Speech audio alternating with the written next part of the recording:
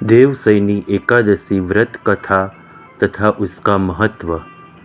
जय श्री कृष्ण मित्रों, इस वीडियो में देवशयनी आषाढ़ी देवपोड़ी एकादशी की कथा, उसका महत्व, एकादशी में क्या करें, पूजा विधि कैसे करें, उसके बारे में विस्तृत माहिती मिलेगी।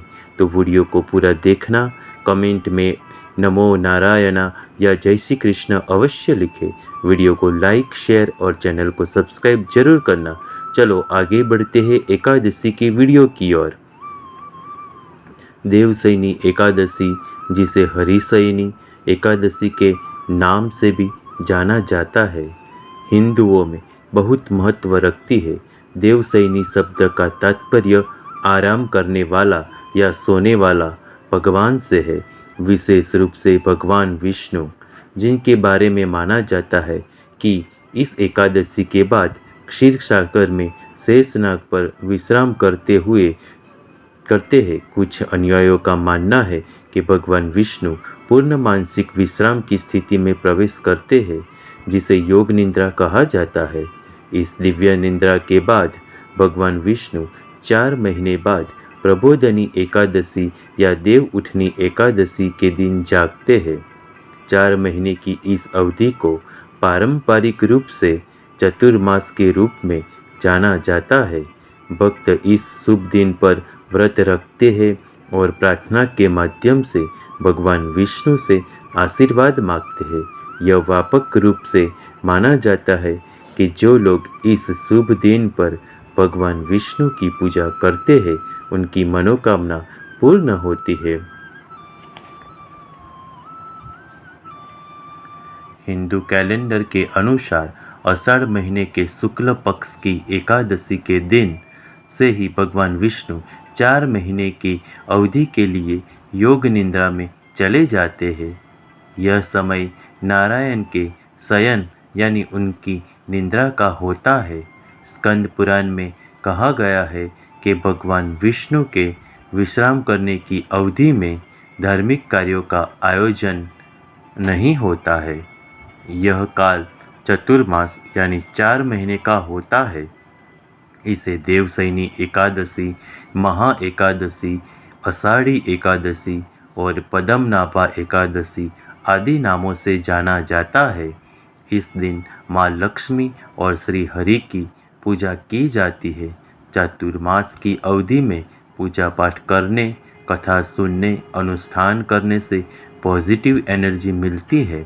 साथ ही इस अवधि में भजन, कीर्तन, सत्संग और भागवत पाठ करना भी शुभ फल देता है। भागवत महापुराण में देवशयनी एकादशी कथा का वर्णन किया गया है। इसके अनुसार आषाढ़ माह के शुक्ल पक्ष की एकादशी तिथि को शंखासुर राक्षस का वध हुआ था। इस दिन से भगवान 4 महीने तक क्षीर सागर में शयन में चले जाते हैं।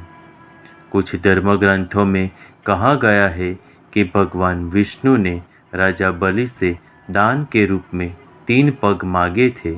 अपनी इन 3 पगों में भगवान विष्णु ने अपनी लीला दिखाते हुए संपूर्ण ब्रह्मांड को ढंक लिया था। भगवान विष्णु ने पहला पग बढ़ाया तो पृथ्वी, आकाश और सभी दिशाएं ढंक गई। दूसरे पग में पूरा स्वर्ग ढंक गया। तीसरा पग राजा बलि ने अपने सिर पर रखवाया। इसी से प्रसन्न होकर भगवान विष्णु ने राजा बलि को पाताल लोक का स्वामी बना दिया और उनसे वरदान मांगने को कहा। बलि ने वर मांगते हुए कहा कि वह हमेशा उनके महल में निवास करे। भगवान बलि के इस वर से माता लक्ष्मी को कष्ट हुआ तो उन्होंने बलि को भाई बनाया और भगवान को वचन से मुक्त करने की विनती की। इसी समय से माना जाता है कि भगवान विष्णु, शिव और ब्रह्मा जी 4-4 महीने के लिए पाताल में निवास करते हैं। इस एकादशी को सौभाग्य प्रदान करने वाली एकादशी भी कहा जाता है।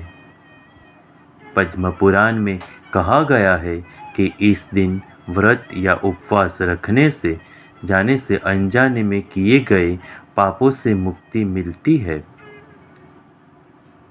इस दिन महिलाएं अगर विधि विधान से पूजा करें तो उन्हें मोक्ष की प्राप्ति होती है। ब्रह्म वैवर्त पुराण के अनुसार देवशयनी एकादशी का व्रत करने से सभी मनोकामनाएं पूर्ण होती है। शास्त्रों में कहा गया है कि चातुर्मास में 16 संस्कारों का आयोजन नहीं किया जाता है।